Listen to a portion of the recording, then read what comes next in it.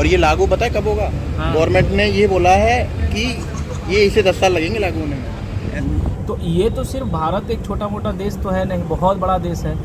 तो जब हम बात करते हैं गांव की, बात करते हैं पंचायत की, वार्ड की, फिर उसके बाद विधायक, member of parliament, state level का जो सीएम हो गए, फिर उसके बाद प्राइम मिनिस्टर, तो कहीं ना कहीं ऐसा तो ना हो कि एक बार ऐसा सिचुएशन आए कि जो प्रधानमंत्री है अपना पावर यूज करके हर जगह, क्योंकि कभी कभी आपने देखा होगा कि मशीन होती है, इस पर भी आरोप लगते हैं कि भाई बीजेपी ने पूरी की पूरी इस पर कब्जा किए हुए है, पूरी चुनाव की जो कमेटी है, इलेक्शन कमेटी है, उसको ऊपर कब्जा किया हुआ है। तो फिर वही विपक्ष वाले आरोप लगाएंगे यार, तो देखो, ये कितना तो सही है। नमस्कार, जय हिंद।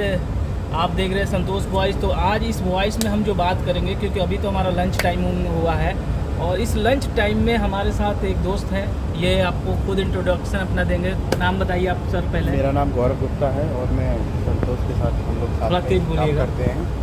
तो ये गुप्ता जी हैं। तो हम बात जो करेंगे वो बहुत अभी वो है वन इलेक्शन वाली जो बातें अभी चल रही है, वन नेशन वन इलेक्शन। तो इस टॉपिक पर बात करेंगे कि क्या ये कितना सही है और ये कितना गलत है। क्योंकि जब वन नेशन वन इलेक्शन की जब बात आएगी, सर कुछ बोलना चाहते हैं आप? अभी ट्रेंडिंग है तो हम इसी पे बात कर रहे हैं। अभी हम अभी हम लोग ऐसे सोच रहे हैं कुछ,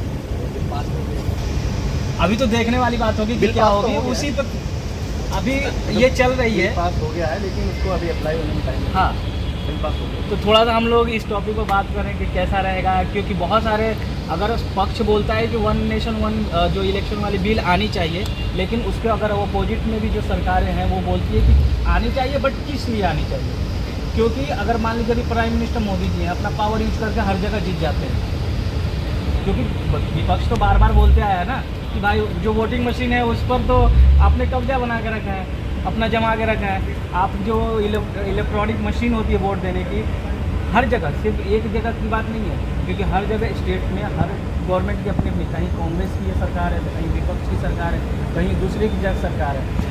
तो अगर इस भाव से देखें, वार्ड की चुनाव होती है, आप देख सकते हैं, फिर पंचायत लेवल पर होती है जो मुखिया बनते हैं, जिसको यूपी में तो प्रधान बोलते हैं, कहीं विधायक के चुनाव होंगे, जैसे जो स्टेट लेवल की जो सीएम के चुनाव होंगे।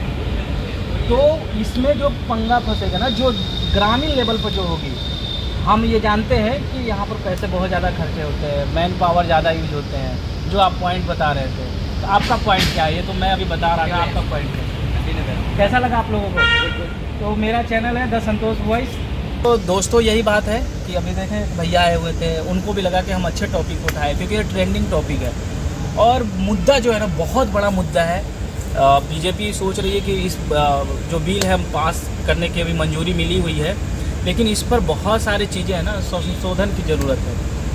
आपका क्या व्यू है?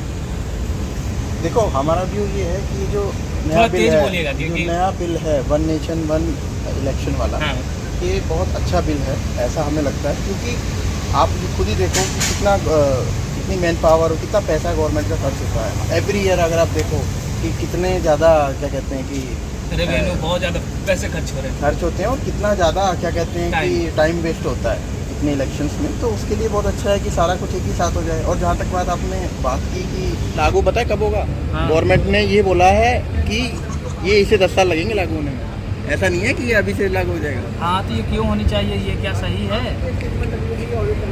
वो अरबों में होता है, बहुत उसमें पैसा लगता है, बहुत मन पावर लगती है। और हर स्टेट में हर साल हर 2-3 स्टेट ऐसे आते हैं जिनमें इलेक्शन होता है। तो आप सोचो कि इलेक्शन कमीशन आप एक पैसे की व्यू से आप देख रहे हो, मैन पावर भी तो है।